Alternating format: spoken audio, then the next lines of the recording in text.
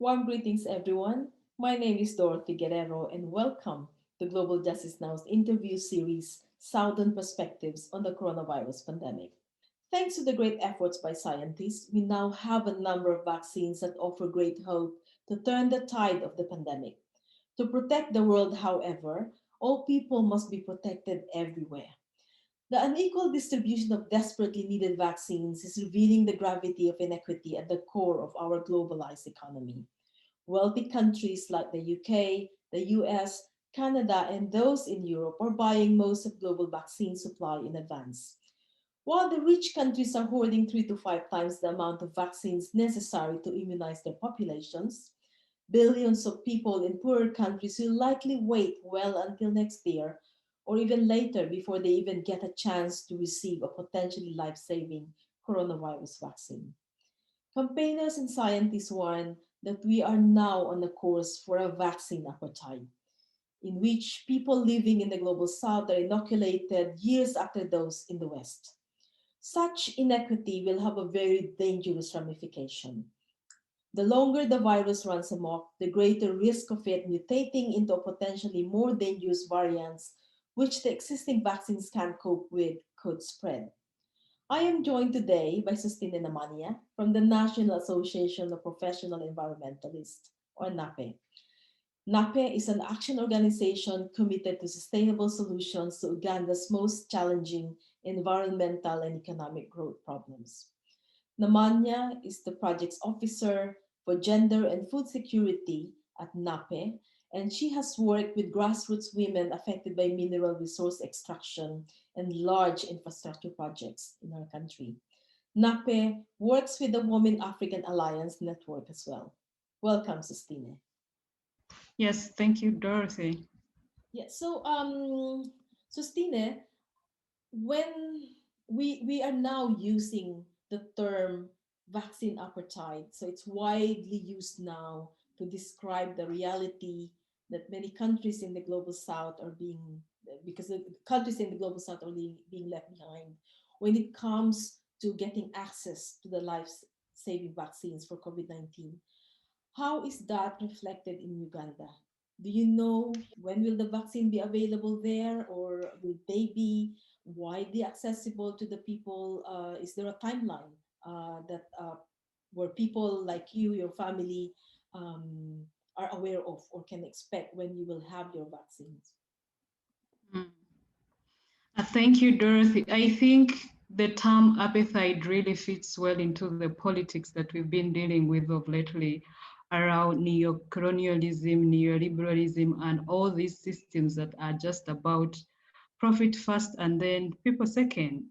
So I think in my context and also from where I come from in Uganda, is that as of now, they have already ordered 18 doses of the vaccine. But as of now, as we speak, these 18 doses, definitely we have heard that the price that has been put on them is 7%. And we are just wondering, is the 7% the same price that was charged to South Africa, that was charged to other countries like the US and UK? And then the other question that also comes to my mind is that if you have a $7 vaccine, inclusive of all other logistical like shipping and handling, that means the vaccine has to be more higher. So that is the inequality that we are talking about at the moment, that the pandemic has come, but then it is still entrenching the inequalities that have been happening between the global north and the global south. And also looking at the fact that I think recently, actually this week, our parliament was having a motion to try and borrow more money to be Mhm. able to procure the vaccine. Uganda is already in debts and debts of trillions. So as a person, as Sostin, actually demanded 1 billion as we speak now. So by the time I pay 1 billion, that means my children, my great grandkids will be paying the Mhm. same debt. So it's just about that we haven't gotten the vaccine. We are still in a lot of debt, and we are still acquiring more debts from the global north to be able to finance a vaccine that we aren't Can you sure we are repeat that also going to for have. Can you repeat that for me and also those who will view this interview? How many doses have been ordered so far by Uganda? 18 million doses 18 have million. actually been ordered. Okay, and what's the population Yes. of Uganda? The population is 48 million as of now. Okay, so 30 million Yeah. would have to, well, 18 doses if it's two per person. So that's Yeah. 9 million people to be Yeah, vaccinated. that's already a deficit. And of course, I appreciate that they've also tried to put it on paper saying that people with vulnerabilities are going to come first. That's then, and then they're saying the first dose is likely to be here in May or June this year. But then there is a big question mark because if you're talking about the first dose being here in May or June, but then we have not heard about any updates on what is happening. We have not seen clear documentation about how much of the budget or this yearly budget is going to be put into that. So there is no clear information about that. So if it is classified information, as Sostin, as my mother in the village, as the women that I'm also working with, we cannot trust that the first dose will be here. And I think also having these conversations I talked about, our parliament actually this week was on debating a motion on the same. And money. So that means actually if we also don't have the money, that means you are not also not in a position to be able to procure the other remaining doses for the deficit of the 48 million people. Yeah, So it's and I actually was unjust and absurd as well. yeah, I also wanted to go on that because the more delay it is when it comes to vaccinating people, and as you mentioned, there is no program yet or a strategy. Um, who will get it first? Are they putting some sectors like those in the basic sectors Yeah. or those in the health services? So when we talk about delay, how are different sectors being affected by not going back to normal because of that delay? What will be the impacts of that delay when it comes to people's livelihoods and jobs? Yeah, definitely there is a lot of impact that is going to happen at the moment. We are not able to open schools because the kids are also among the first people that are actually going to be vaccinated, kids and then also teachers. So which actually means that for the last 1 year and now carrying into another year, classes have been stopped. And that means a number of people have actually lost livelihoods. I'll give you an example of people who used to be teachers, but now they've channeled their chances to being able to do businesses. So which means they're not going to go back to teaching. So which means the sector is actually losing out. When you look at we are in the post-presidential elections. Actually, elections are still going on even for the local council.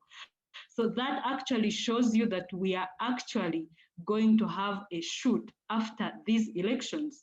So what that actually means is that we'll be having more people who are sick, and we're already dealing with a very weak medical care system, which cannot actually take on some of these numbers if they are too high. So we are not prepared. And we're already dealing with a number of people that have actually been working in the informal sector. They've lost their jobs. Some places are not yet also open, like salons and other places. So which means a number of people are actually losing their livelihoods. And in that end, they end up into very unfair way of earning money. That is being petty thieves, which increases violence, especially to women and girls that like walk from going to the farm and those sort of things. Also, the other thing of emphasis is that we also witness a number of increase of women calling in shelters. So which actually means that men that did not actually go back to work, or even women, that means they are confined with their wives and their children. And that actually indicates that the lack of an employment, the lack of people being busy doing something to earn a living, that is actually also increasing economic stress levels of these people, thus increasing the levels of violence against women and girls. Mhm. Yeah.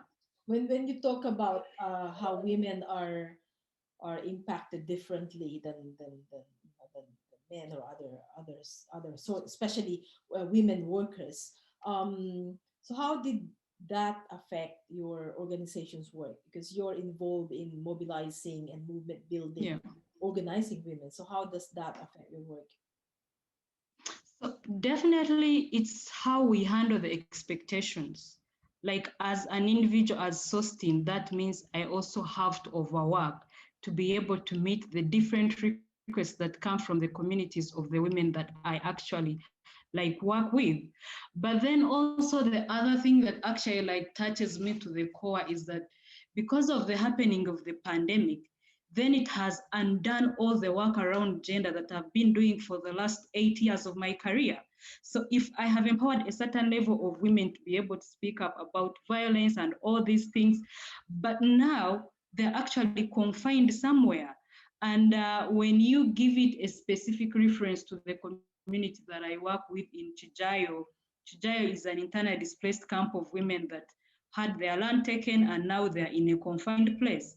So all the work that I've been ensuring that they're able to access and stay away from their abuse now is actually back to zero because at the end of the day, they are stuck in the camp. They cannot move a lot because they have actually been doing gardening in the nearby place and all that. So for me, that's how it affects me. But also, I relate it to the angle of if people don't have work, if people don't have money, then if people don't have what to eat, that is also violence of the mind.